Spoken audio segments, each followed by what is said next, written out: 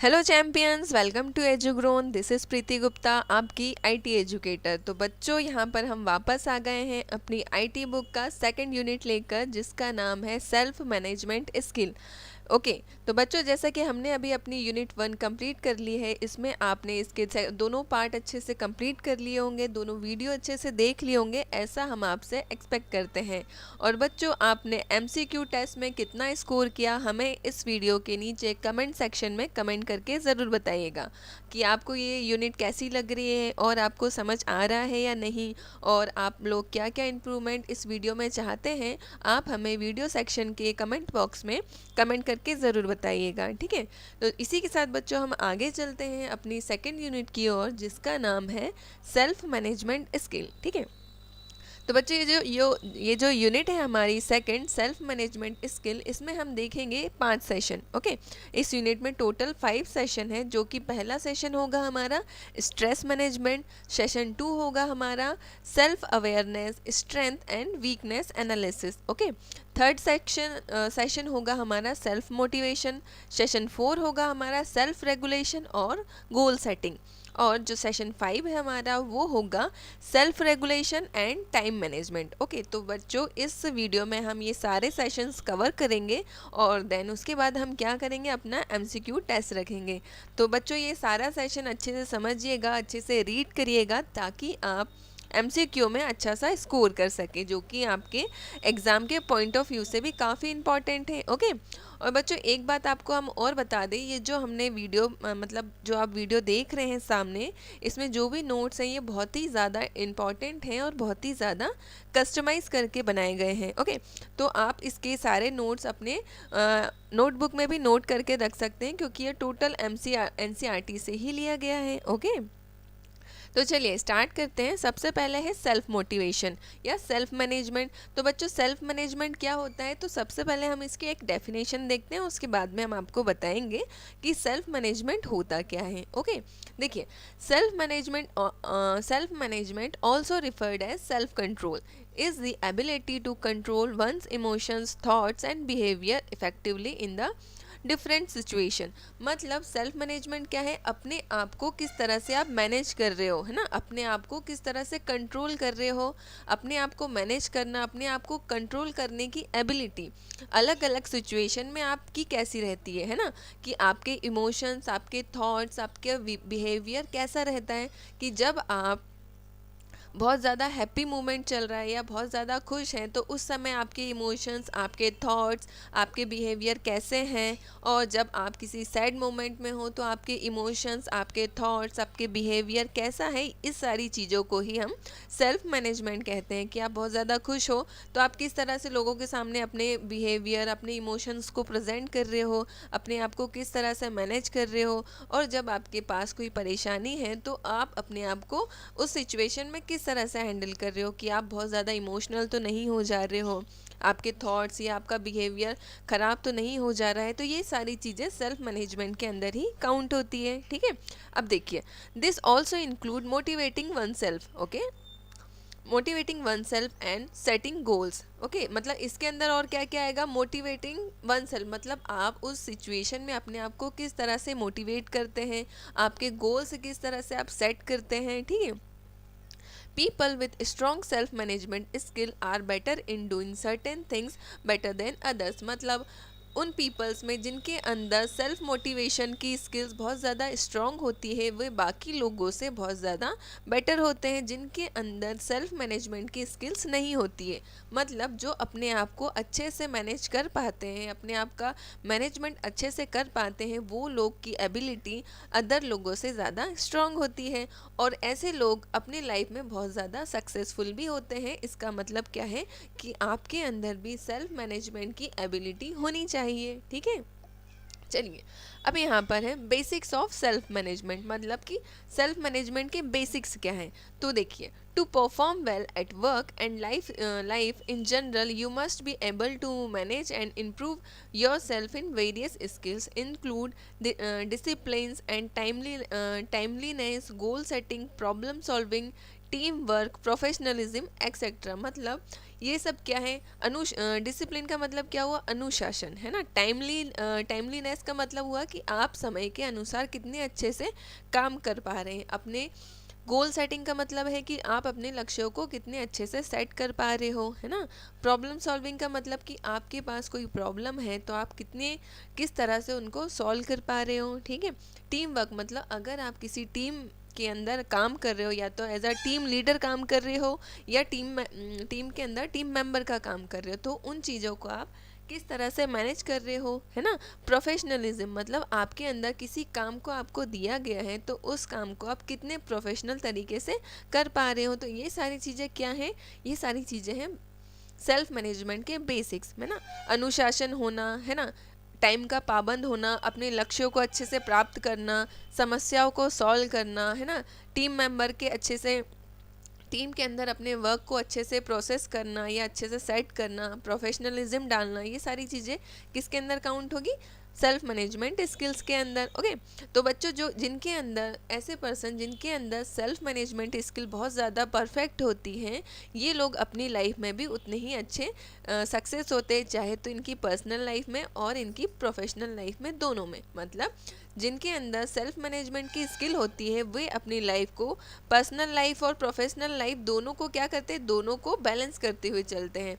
अगर दोनों ही लाइफ हमारी एक अच्छे तरह से बैलेंस रहेगी तो हम लाइफ में अच्छे से सक्सेस भी हो पाएंगे। तो बच्चों ये था सेल्फ मैनेजमेंट का बेसिक। ओके, चलिए आगे चलते हैं। अब इसके अंदर आते हैं कुछ इंपॉर्टेंट पॉइंट्स जो कि हैं self awareness, responsibility, time management and adaptability. तो चलिए बच्चों इनको पहले हम थोड़ा सा डिटेल में लेके चलते हैं। ओके, देखिए सेल्फ अवेयरनेस मतलब ask for honest feedback, gather insight on your personality and work specific proficiency, think about your daily instructions and how you handle situation well or could have handled them differently।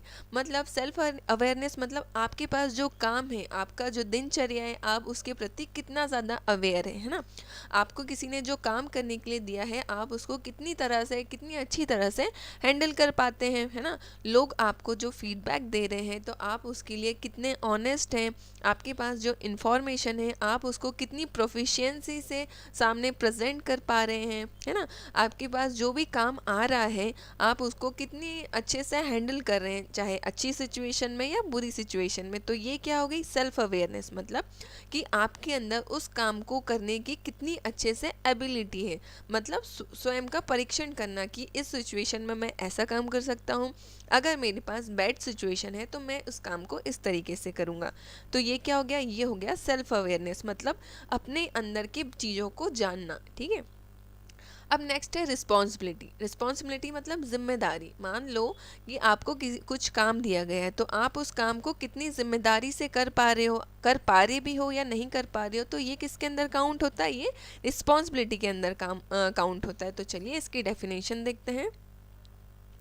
Taking responsibility for your task is very important. Taking ownership is the step toward self-development. For example, if you have been assigned a task by a teacher, ensure you take complete ownership. Even if you are unable to complete the task on time, you must report it and then correct it. मतलब आपको कुछ काम दिया गया है तो आपकी responsibility बनती है कि आप उस काम को बिल्कुल परफेक्ट तरीके से करें। ओके, तो ये क्या होता है, ownership is the step toward self development. अगर आपने किसी चीज़ की जिम्मेदारी ली है तो ये किसके अंदर काउंट होता है, ये एक कदम बढ़ाता है आपके अंदर सेल्फ डेवलपमेंट की ओर। मतलब कि ये आपके अंदर एक ऑनरशिप की क्वालिटी को डेवलप करता है। जैसे कि आपको स्कूल से कुछ वर्क दिया गया है टीचर के द्वारा। मान लीजिए टीचर ने आपको एक वर्क दिया है कि आप इन्वायरमेंट पे एक प्रोजेक्ट बनाकर लेकर आइए, ठीक है। मतलब क्लास में सिर्फ ये काम आपको दिया है कि आप इन्वायरमेंट के ऊपर एक प्रोजेक्ट बनाकर लाइए। तो ये क्या हो गई, आपकी रिस्पॉन्सिबिलिटी हो गई कि ये आपको प्रोजेक्ट बनाना है और मैडम क्लास के सामने ये प्रोजेक्ट सबके सामने प्रेजेंट करेंगी। अब किसी कारण से आप ये प्रोजेक्ट कंप्लीट नहीं कर पा रहे हो तो आपका क्या राइट बनता है कि आप मैम को पहले ही इन्फॉर्म कर दो कि मैम इस प्रॉब्लम की वजह से मैं ये प्रोजेक्ट नहीं कंप्लीट कर पा रहा हूँ। तो आपने क्या किया, आपने अपनी रिस्पॉन्सिबिलिटी को अच्छे से कंप्लीट किया कि आप प्रोजेक्ट कंप्लीट नहीं कर पा रहे हो, तो आपने टीचर को इन्फॉर्म कर दिया कि मैम ये प्रोजेक्ट मैं अभी कंप्लीट नहीं कर पाऊँगा, तो ये प्रोजेक्ट आप किसी और को सौंप दीजिए, है ना। तो ये क्या किया, आपने अपनी रिस्पॉन्सिबिलिटी पूरी तरीके से कंप्लीट की। आपसे वो टास्क नहीं हो रहा था तो आपने मैडम को रिपोर्ट दे दी और करेक्ट कर दिया कि मैम इस टाइम पे मैं ये काम कंप्लीट नहीं कर पाऊँगा, ठीक है। तो ये हो गया बच्चों हमारा रिस्पॉन्सिबिलिटी। अब नेक्स्ट आता है हमारा टाइम मैनेजमेंट। टाइम मैनेजमेंट मतलब कि आप अपने टाइम को किस तरह से मैनेज कर पा रहे हो। ओके, तो देखते हैं। Prioritise the things you have to do, remove waste and redundancy from work, make a time table and follow it diligently. मतलब कि आपको जो काम मिला है आप उस काम को कितनी प्रायोरिटी दे रहे हैं, है ना, कितना महत्व दे रहे हैं, और उस चीज़ों में से जो वेस्ट है, मतलब अपने जो चीज़ें आपका टाइम वेस्ट कर रही हैं उनको वहाँ से रिमूव कर दीजिए।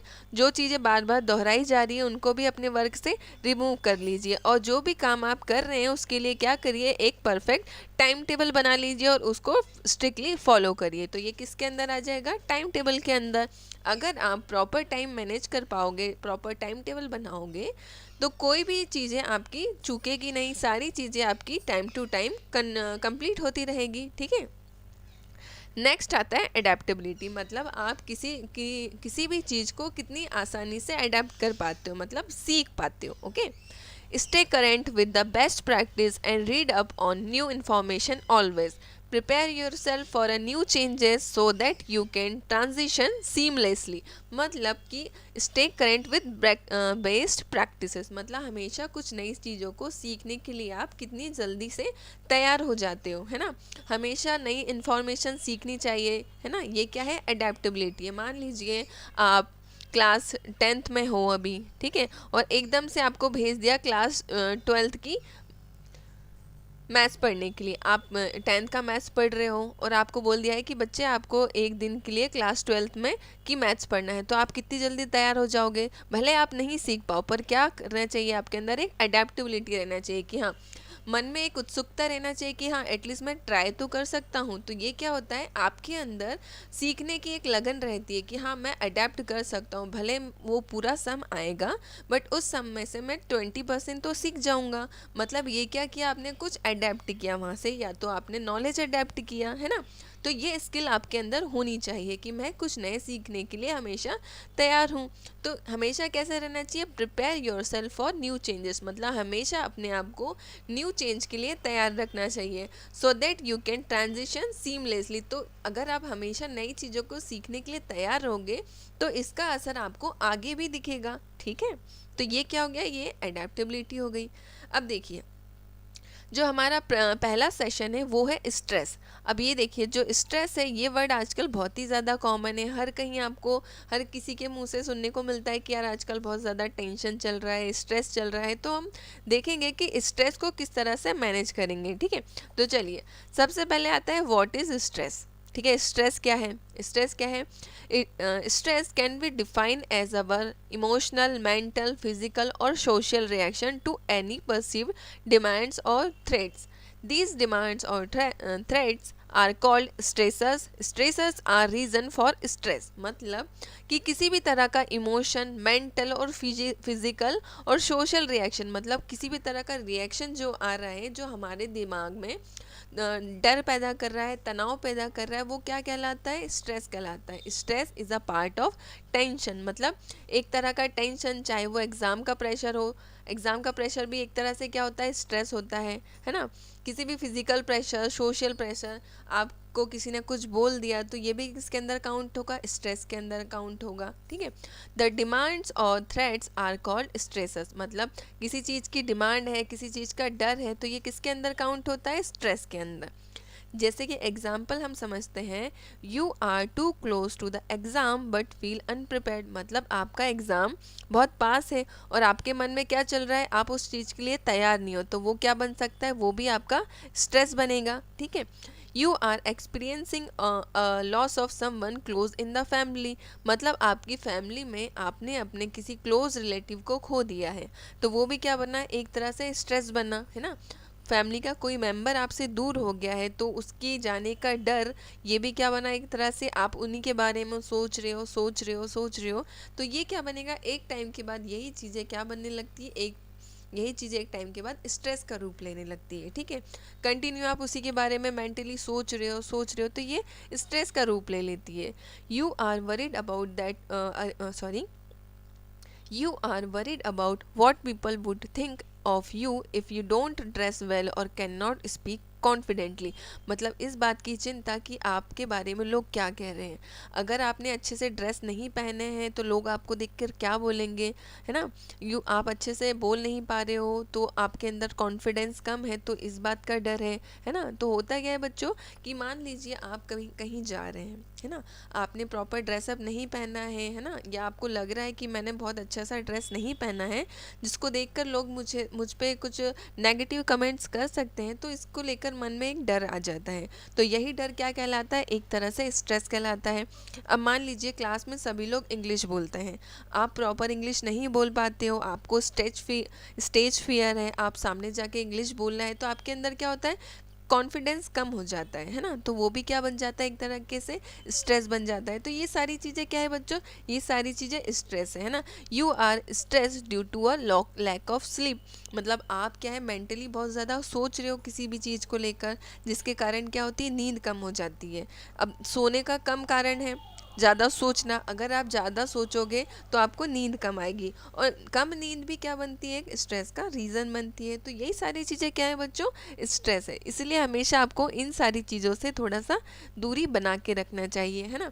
आपने जैसी ड्रेस पहनी है कॉन्फिडेंस रहो, जैसी लैंग्वेज आती है कॉन्फिडेंस रहो, है ना, प्रॉपर स्लीप लो, ये सारी चीज़ें आपको हमेशा स्ट्रेस से दूर रखेंगी। अब चलिए इसी के बाद आता है स्ट्रेस मैनेजमेंट। अब भाई स्ट्रेस है तो उसको ख़त्म करने के लिए भी कुछ चीज़ें हैं, तो चलिए समझते हैं। देखिए, stress is a part of everyday life, मतलब स्ट्रेस जो है हमारी एवरीडे लाइफ का हिस्सा है। There are many instances when stress can be helpful, मतलब ऐसे कई तरीके हैं जिनके द्वारा हम स्ट्रेस को दूर कर सकते हैं। Managing stress is about making a plan to be able to cope effectively with daily pressure, मतलब हमें ऐसे प्लान बनाना चाहिए कि हम उस अपने डेली के स्ट्रेस को डेली के स्ट्रेस को क्या कर सके, दूर कर सके। The ultimate goal is to strike a balance between life, work, relationship, relaxations and fun, मतलब हमें हमारे ऐसे गोल होने चाहिए जो हमारी प्रोफेशनल लाइफ पर्सनल लाइफ को बैलेंस कर सके, है ना, हमारी पर्सनल लाइफ को, वर्क लाइफ को, रिलेशनशिप को, रिलेशंस को, और हमारे फन एक्टिविटीज़ को क्या कर सके, अच्छे से मैनेज कर सके। हमारे गोल्स ऐसे होने चाहिए या हमारी लिस्ट ऐसी होनी चाहिए। By doing this you are able to deal with daily stress trigger and meet this challenges head on, मतलब आप इन सारी चीज़ों को कुछ ऐसी चीज़ें कीजिए कि आप इन सारी चीज़ों से क्या कर सको, डील कर सको, और जो डेली स्ट्रेस है उनको ट्रिगर कर सको या उनको रिमूव कर सको, और नए नए चैलेंजेस को मीट कर सको। तो always keep in mind ABC of stress management, तो मतलब आपको हमेशा अपने माइंड में ABC का फॉर्मूला रखना चाहिए ताकि आप स्ट्रेस को मैनेज कर सके। तो बच्चों ये इंपॉर्टेंट है, आपको स्ट्रेस मैनेजमेंट के ABC फॉर्मूला एग्जाम में भी पूछा जा सकता है, ठीक है। तो ABC फॉर्मूला क्या है ये समझते हैं। A for adversity or the stressful event. B is believe or the way you respond to the event. C consequences or actions and outcome of the event, मतलब सबसे पहले आप सोचो कि मुझे स्ट्रेस किस कारण से हो रहा है, क्या वो कोई पर्सन है जिसके कारण मुझे स्ट्रेस हो रहा है, या कोई ऐसा इवेंट है जिसके कारण मुझे स्ट्रेस हो रहा है, या कुछ ऐसी सिचुएशन है जिसके कारण मुझे स्ट्रेस हो रहा है। तो मतलब आप पहले तो उस चीज़ को पहचानो कि आपको स्ट्रेस किस कारण हो रहा है, ठीक है। और बिलीव और the way you respond to the event, और मतलब उन चीज़ों को खोजो कि अगर मेरे पास इस तरह का स्ट्रेस आता है तो मैं किस तरह से उसको रिस्पॉन्स करता हूँ, ठीक है। मान लीजिए ये XYZ मेरा कोई दोस्त है, ये हमेशा ऐसी बातें करता है कि मेरे पास हमेशा स्ट्रेस आ जाता है, तो आपको हमेशा सोचना है कि अगर ये पर्सन मुझसे दोबारा मिलने आएगा तो मैं किस तरह से रिस्पॉन्स करूँगा, ठीक है। कॉन्सिक्वेंसेस और action and outcome of the event. तो मतलब हमेशा हमेशा आपको इस स्ट्रेस से बाहर निकलने की आउटकम सोचनी चाहिए कि अगर मेरे पास ये इस तरह का अगर मेरे पास इस तरह का कोई स्ट्रेस आएगा तो मेरा रिएक्शन क्या रहेगा, मैं उससे बाहर निकलने के लिए कौन कौन सी चीज़ें ट्राई करूँगा। तो ये क्या हो गया बच्चों, A for adversity, B for belief and C for consequences. Okay, समझ गए आप लोग। चलिए आगे चलते हैं। Stress management can help you to, मतलब स्ट्रेस मैनेजमेंट के लिए आपको क्या क्या चीज़ें हेल्प कर सकती हैं। तो पहली है हैव अ जॉयफुल लाइफ, ठीक है। Second is focus and complete task on time, okay. Be a happy person as you are stress free. Be more energetic and spend quality time with your friends and family, मतलब हमेशा कैसे रहो, हमेशा खुश रहो, okay. Focus and complete task on time, मतलब हमेशा अपने काम पर फोकस करो और अपने काम को या अपने टास्क को ऑन टाइम कंप्लीट करो, okay. Next is be a happy person as you are stress free, मतलब हमेशा खुश रहो और ऐसे रहो कि आपके पास कोई भी स्ट्रेस नहीं है, मतलब हमेशा बिंदास रहने का, okay. B more energetic and spend quality time with your friends and family, मतलब हमेशा एकदम एनर्जेटिक रहो, किसी भी काम को करने के लिए हमेशा तैयार। किसी ने बोला कि चलो मुझे आज कबड्डी खेलना है तो चलो एकदम से तैयार। तो हमेशा कैसे रहो, एनर्जेटिक रहो। हमेशा क्वालिटी टाइम स्पेंड करो, या तो अपने फ्रेंड्स के साथ, अपनी फैमिली के साथ, हमेशा खुश मिजाज बने रहो, जिससे हमेशा आप टेंशन फ्री रहोगे। ये सारी ट्रिक क्या है बच्चों, ये सारी ट्रिक है स्ट्रेस को मैनेज करने की। चलिए नेक्स्ट है manage stress. 3 steps to manage stress, मतलब ये 3 स्टेप्स है जिनके थ्रू आप क्या कर सकते हो, अपने स्ट्रेस को मैनेज कर सकते हो। तो पहला है step 1, be aware that you are stress, ठीक है। Second is identify what is causing you stress. Third is apply stress management method, मतलब हमेशा अपने स्ट्रेस का कारण पहचानो, कि हमेशा जागरूक रहो कि स्ट्रेस का कारण क्या है, ठीक है। Identify what is causing you stress, मतलब उन कारणों को जानो कि जो आपके मन में या आपके दिमाग में स्ट्रेस डालते हैं, ठीक है। अप्लाई स्ट्रेस मैनेजमेंट मेथड, मतलब हमेशा क्या करो, जब भी आपके पास या जब भी किसी चीज़ का आपको स्ट्रेस हो तो उस स्ट्रेस को मैनेज करने के लिए कुछ मेथड को यूज़ करो, ठीक है। तो देखते हैं, look out for sign of stress which as headache, sleepiness, sadness, excessive worrying, nervousness etcetera. Only when we are aware we can manage stress, मतलब आपको जब भी लगे। तो देखिए यहाँ पर क्या बताया कि स्ट्रेस के साइंस क्या है, हेडेक होना है ना, स्लीपनेस नींद नहीं आना, दुखी रहना, एक्सेसिव वरी मतलब किसी भी चीज़ के बारे में बहुत ज़्यादा परेशान होना, नर्वस होना। तो ये सारी चीज़ें क्या हैं बच्चों, ये सारी चीज़ें हैं स्ट्रेस होने के साइंस हैं जिनको आपको मैनेज करना है, ठीक है। Identify what is causing you stress, मतलब आप ये जान लो कि कौन सी चीज़ें आपके दिमाग में स्ट्रेस का कारण बन रही हैं, ठीक है। Find out the reason for your stress, it is because of exam, family pressure, money issue, not eating good food, मतलब स्ट्रेस के कारण क्या क्या बनेंगे, बिकॉज ऑफ एग्ज़ाम के कारण भी आपके दिमाग में स्ट्रेस आ सकता है, फैमिली का प्रेशर हो सकता है, मनी इशू हो सकते हैं, मतलब पैसों की प्रॉब्लम के कारण भी दिमाग में स्ट्रेस आता है। अगर आप ठीक से डाइट नहीं ले रहे हो तो ये सारी भी चीज़ें भी क्या बनती हैं, स्ट्रेस का कारण बनती हैं, ठीक है। तो इन सारी चीज़ों को ही आपको मैनेज करना है। अगर आपके पास में ये सारी चीज़ें आ रही हैं तो इनको मैनेज करने के लिए आपको किन मेथड्स का यूज़ करना है, तो चलिए देखते हैं।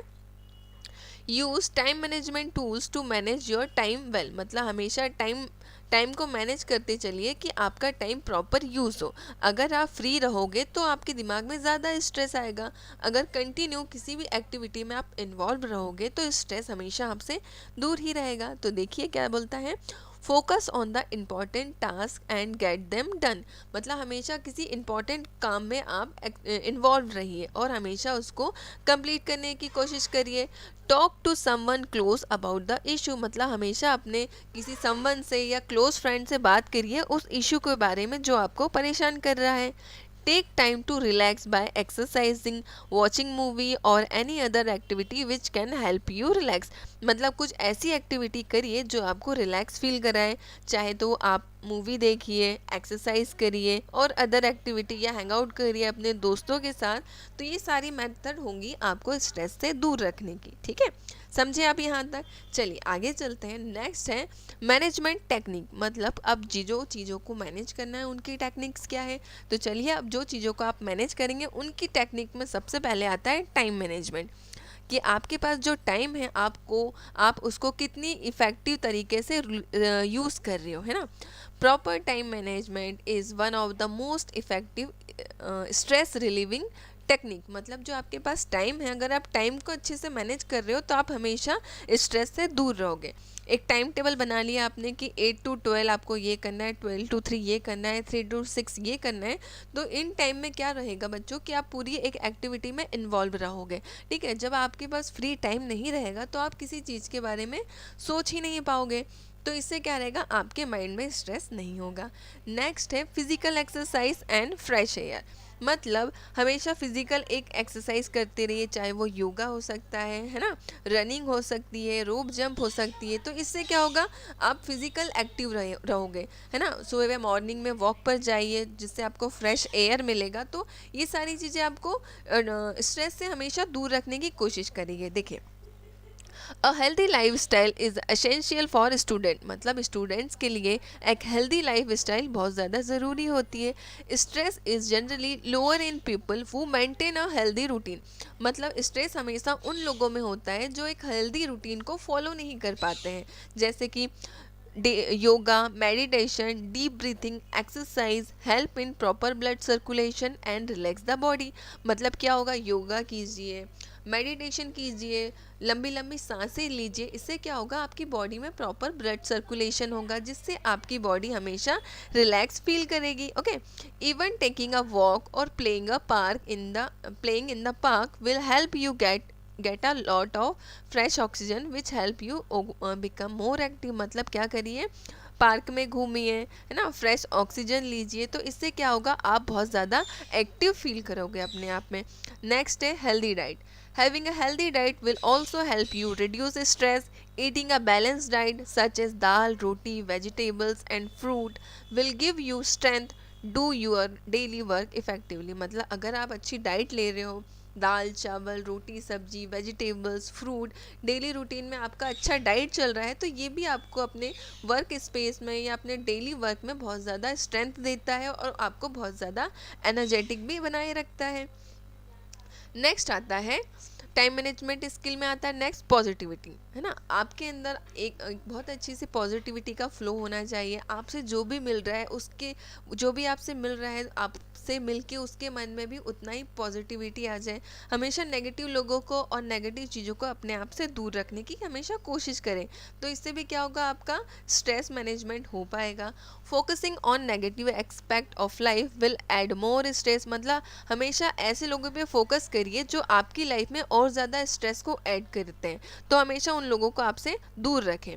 Instead learn to look at the good things and stay positive. For example, instead of feeling upset over a scoring less in a test, try to maintain a positive attitude and look at a way to improve the next time. मतलब अगर आपके exam में आपके या किसी test में आपके marks कम आए हैं तो उसको लेकर आप अपसेट ना हो जाए, है ना। को मतलब जैसे कि आपके एग्ज़ाम में आपके स्कोर कम हुए हैं तो उसको लेकर आप फीलिंग अपसेट ना करें, है ना। अपने आप में एक पॉजिटिव एटीट्यूड रखिए कि कोई बात नहीं, इस टाइम नहीं हुआ, नेक्स्ट टाइम इससे अच्छा इंप्रूव करेंगे, मतलब पॉजिटिव एटीट्यूड बनाकर रखिए। नेक्स्ट आता है sleep. We should get a good night sleep at least 7 hours so that your brain and body gets recharged to function better next day। मतलब एटलीस्ट आपको 7 घंटे की नींद लेनी चाहिए, जिससे क्या होगा, आपका बॉडी और आपका ब्रेन क्या है, फिर से रिचार्ज होकर बेटर फंक्शन करेगा दूसरे दिन, है ना। इसलिए प्रॉपर स्लीप लेना भी स्ट्रेस मैनेजमेंट की टेक्निक में अंदर आता है। अब नेक्स्ट है एबिलिटी टू वर्क इंडिपेंडेंटली, मतलब आपके अंदर वर्क को अकेले करने की कितनी एबिलिटी है, ठीक है।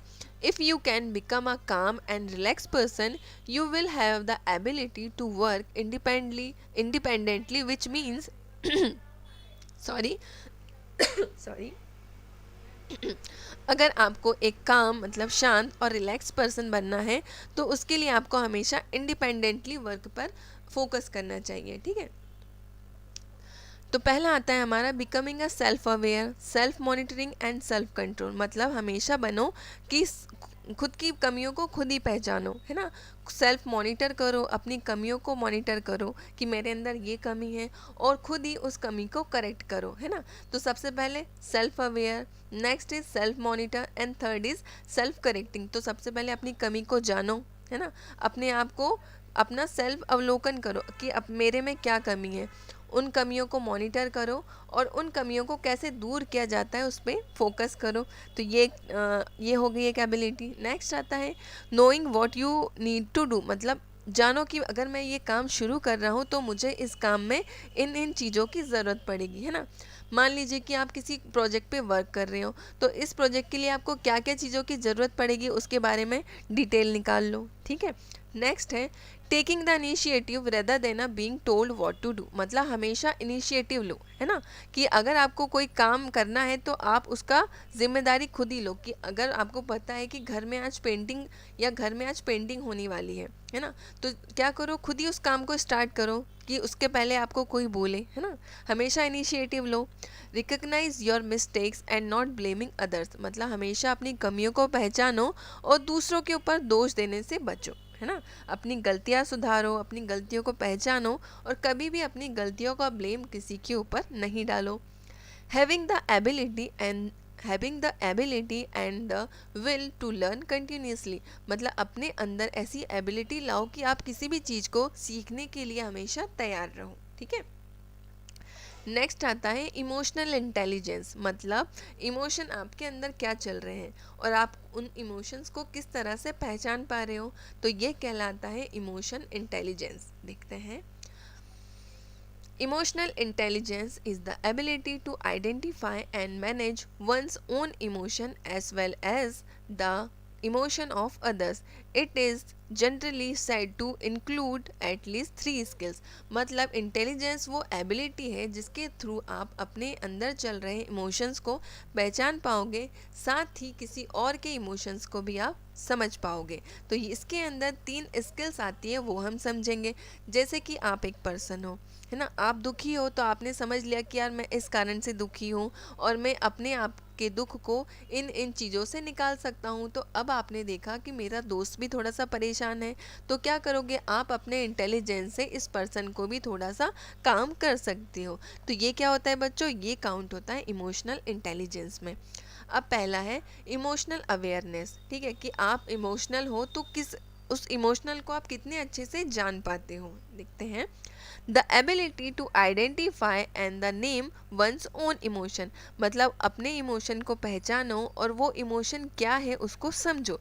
कि जैसे कि अगर मैं किसी चीज़ से परेशान हूँ, है ना, मेरे अंदर किसी को लेकर कोई इमोशन आ रहा है, तो इमोशन किसके कारण है, क्या मेरी फैमिली के लिए है, क्या मेरे फ्रेंड्स के लिए है, क्या मेरे एग्ज़ाम्स के लिए हैं। तो आप हमेशा सबसे पहले तो अपने इमोशंस के प्रति अवेयरनेस हो, ठीक है, कि आपके अंदर जो इमोशन आ रहे हैं उसके कारण क्या है, ठीक है।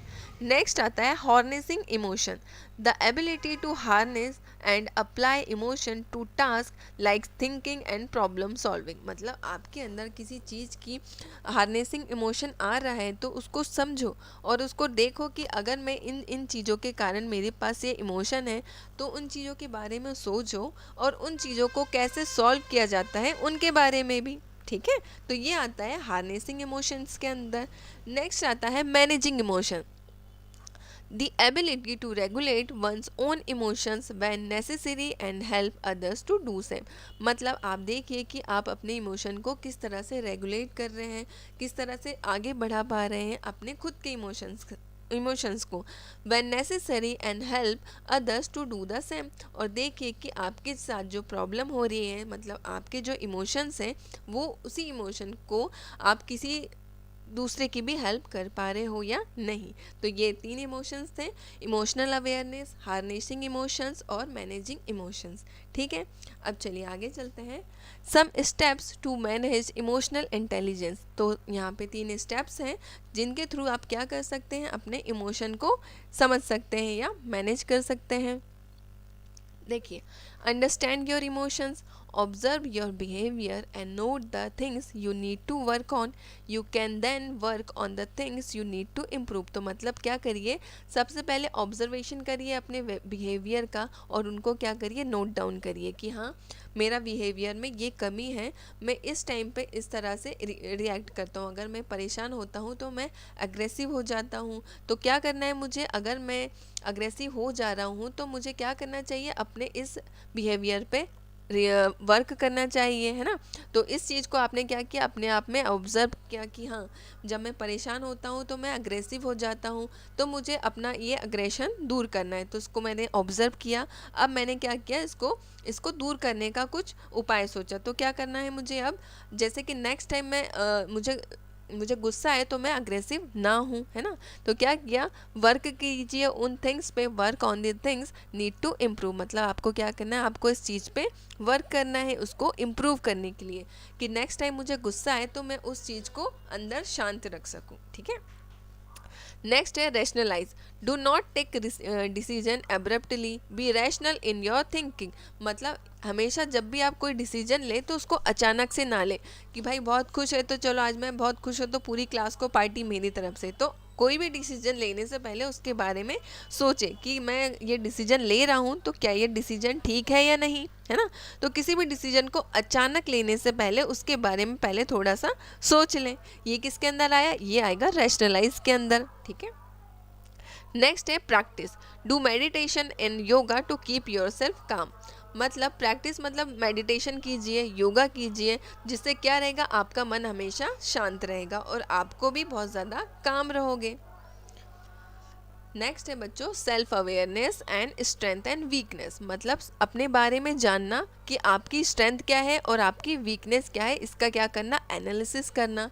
तो बच्चों क्या है, being self aware means that you can identify your strength and weakness. मतलब अवेयर रहें अपने बारे में कि आपकी स्ट्रेंथ क्या है और आपकी वीकनेस क्या है।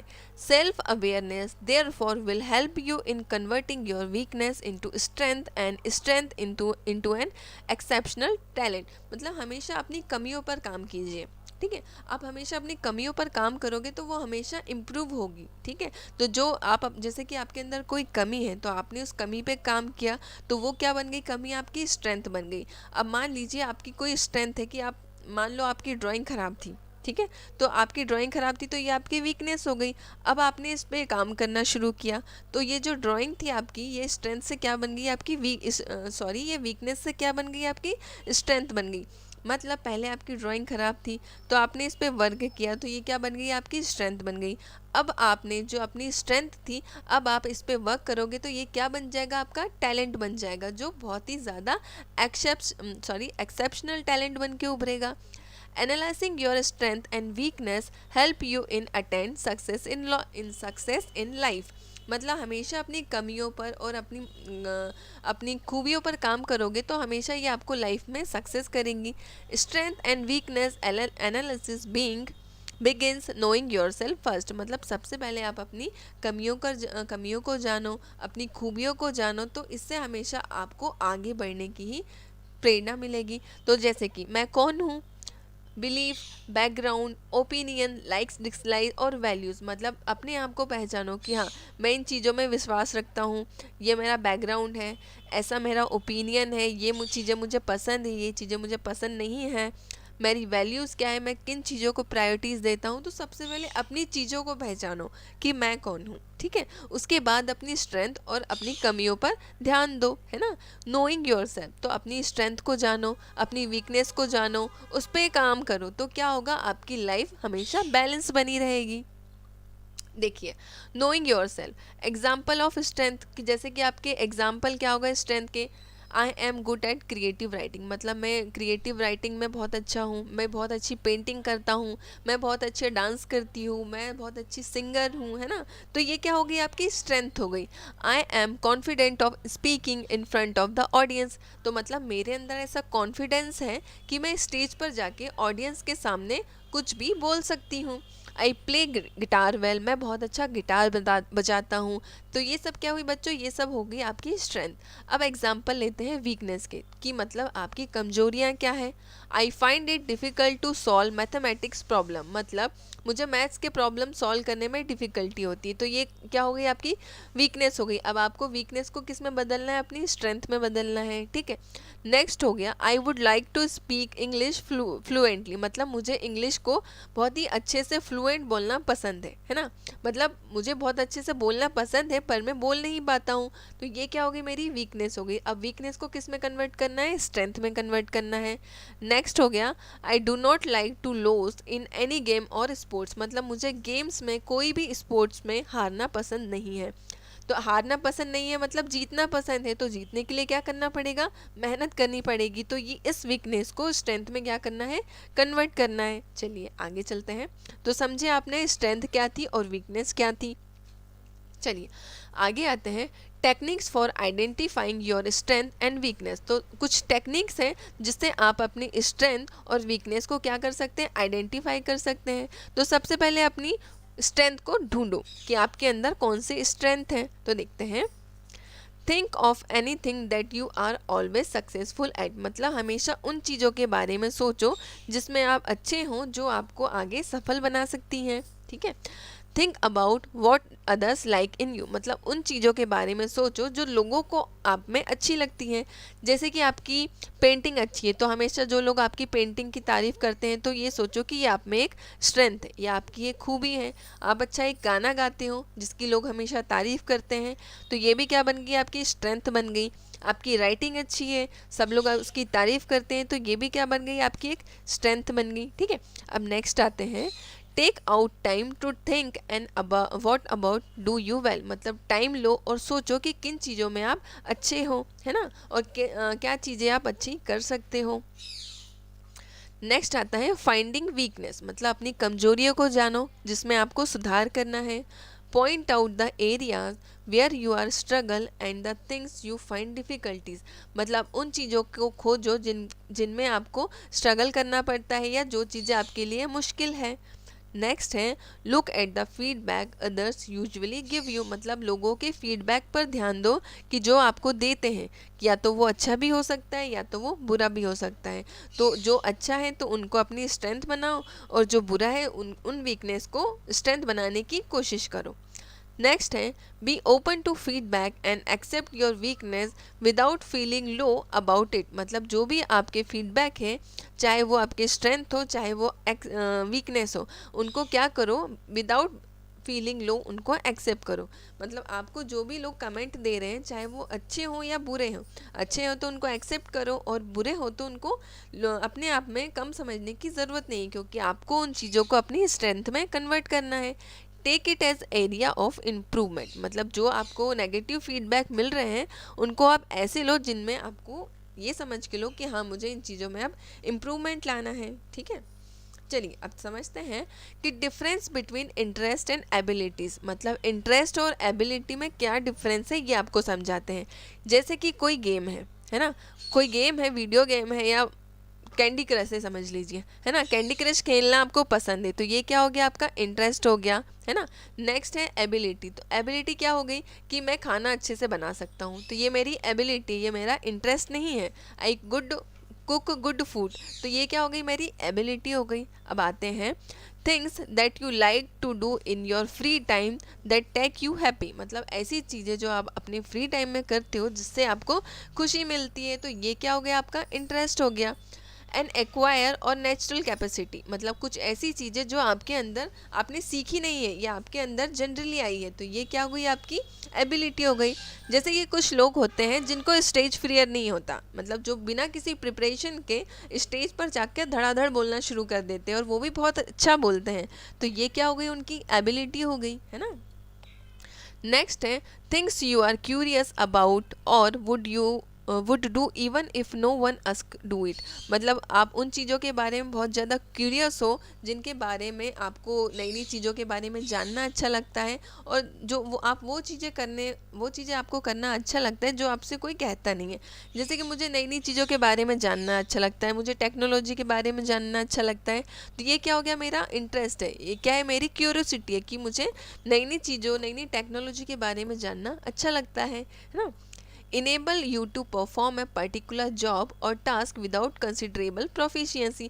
मतलब कोई भी काम जो आपको करना अच्छा लगता है तो आप उनको करिए विदाउट कंसिडरेबल एनी प्रोफिशिएंसी, मतलब बिना किसी चीज़ की परवाह किए कि हाँ मुझे ये परफेक्ट ही करना है। मान लो मैंने एक पेंटिंग बनाई, मैं अपने शौक़ के लिए बना रही हूँ, बस बना रही हूँ, मुझे किसी चीज़ की परवाह नहीं है कि मुझे इसको परफेक्ट ही बनाना है ना, बस मेरा काम है बनाना है। मैं अपनी जो भी मेरी एबिलिटी है मैं उसको इस पेंटिंग में डालूंगी, है ना। तो ये क्या हो गया, मेरी एबिलिटी हो गई कि मुझे किसी ने कहा नहीं है कि आपको ये पेंटिंग बनानी है, ठीक है। और ये जॉब है, बस आप अपने हिसाब से अपने मन से उसको बना रहे हो, है ना। Things you want to learn और would like to do in future, मतलब ऐसी चीज़ों को करिए जो आपको अच्छी लगती है, आपको कुछ सीखने को मिलता है और जो आपके फ्यूचर में भी काम आती है। तो ये सारी चीज़ें क्या हो गई, इंटरेस्ट और एबिलिटी, ठीक है। चलिए बच्चों, तो ये सेशन हम यहीं पे ख़त्म करते हैं, यहाँ तक आधा हो गया है, आधा चैप्टर हम उसको नेक्स्ट वीडियो में कंप्लीट करा देंगे आपको, ठीक है। आई होप बच्चों आपको ये सेशन अच्छा लगा होगा और आपने काफ़ी कुछ चीज़ें सीखी होगी, और जो भी कुछ आपने सीखा है हमें कमेंट सेक्शन में कमेंट करके ज़रूर बताइएगा। Thank you.